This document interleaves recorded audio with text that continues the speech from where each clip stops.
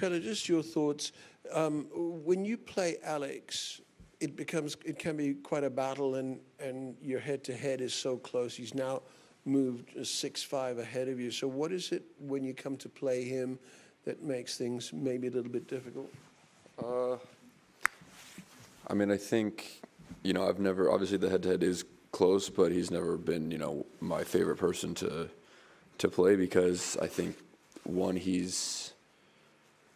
moves so well, but he doesn't play very defensive against me. I watch him play other matches, and sometimes I feel like he is willing to rally and play a bit safer, but I feel like he plays very offensive against me. His ball stays very flat and low, so it can sometimes be tough to attack off that ball if I'm not feeling great with my forehand. I think, in the head-to-head, a lot of the times I've beaten him, I've felt good attacking, and a lot of times that I've lost to him, I haven't been able to just hit the forehand off that flat low ball that he hits well enough. And yeah, that's part of it. He moves so well, but at the same time, I can't just be steady, because he's also has the capabilities of being very aggressive too, taking the ball early.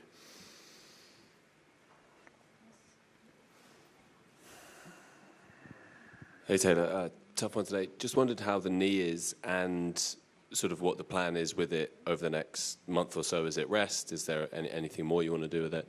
Yeah, it's not like it was, I'd say, towards the end of my match the other day.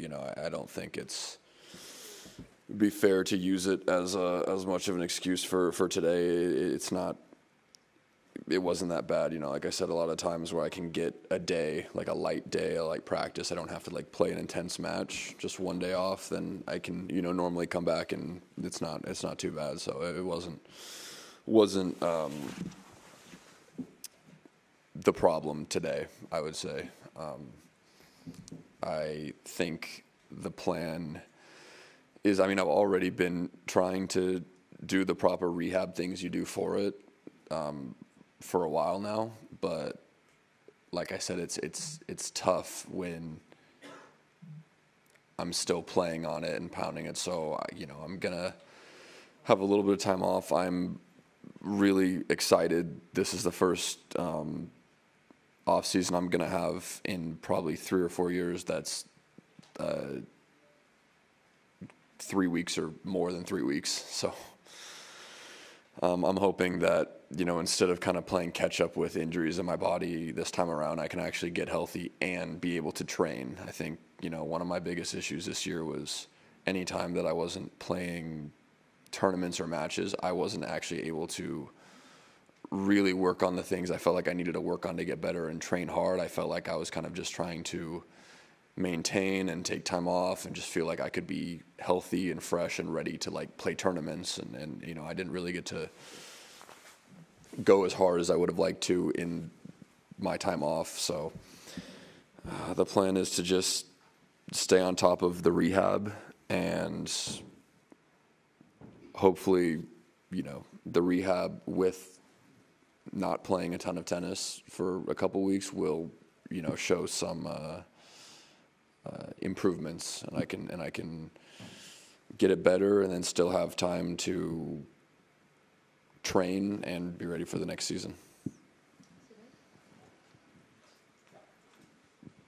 Hello, Taylor. How do you assess your ATP Finals globally? The 3 matches, if you look at them as an overview. I think I played really well the first 2 matches. I think today was not my best, but I think again a lot of the struggles I had are because of the way that Demon hits the ball, and he was just kind of picking sides, guessing sometimes on my serve, so it made it tough sometimes to serve, because I'd hit serves that I'm used to never coming back, and he's already taken 3 steps in that direction when I toss the ball, and then he just crushes the return back at me. So he did a lot of good things, but yeah, today was probably the match that I'm not super happy about, but I thought the other two matches I played well and did a lot of things well that I maybe hadn't been doing well. I thought the first two matches I returned exceptionally well in both those matches, and that's been something that's I feel like I haven't almost been doing as well as I normally do this year. So I was happy about that, and the serving, the returning. So, you know, there's some positives to take, but obviously right now I feel pretty like upset.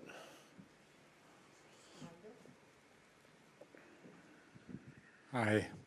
This morning, the president, the ATP Gaudenzi, gave a press conference, and he was talking about the top players who don't like too much. Most of the top players don't like too much the length of the Masters 1000. I don't know what you think about it, if you are in favor or against. I tried to suggest and ask Gaudenzi if it could be possible to give to the top 8 players 2 buys instead of 1, so that they could get there if they want to use that option without getting points, without getting money, starting from the 3rd round. Do you think that could be a good idea or not? You could decide to play with just 1 buy and play the 2nd round, or start to play with the 3rd round so that you could reach the tournament 3-4 days later, if you have exhibition before you play exhibition, if you have family, you stay with the family, and your tournament would last 8 days instead of 12. What do you think about, and what was your original position about the 7 Masters 1000 who are lasting 12 days instead of 8? I think that idea gets very tough with players deciding if they want to play or not play, because then it messes up the entry cuts for some players. Some players don't know if they're going to get in, if they're not going to get in, if a player wants to start in what round. I don't think players should get the chance to start that many rounds ahead. I think that almost gives the top players too much of a advantage, having to, you know, they only need to play a couple matches, win a couple matches, and they'll already be in like the quarters or the semis. So I think for me, my standpoint was I didn't actually know what to expect when we switched to the 2-week Masters. You know, for me, as I said before, I didn't necessarily hate it this year because I felt like I needed a lot of times that day off in order to play the next day. I wouldn't have made the semis of Toronto this year if we played back-to-back every single day. My knee would not have been able, I couldn't have kept up with it playing every day. So in that aspect, I think it helped me, but my stance has kind of always been I'd prefer if they're 1 week, but if we're just going to use that time that we saved in it not being a 2-week to then just play other tournaments, then what's the point? You know, like I'd love for the Masters to be condensed back to what they were, to create more weeks off in the calendar for the players. But if we're going to condense the 2 weeks back to 1 and then just add another tournament the next week, then like I don't see what the point is really.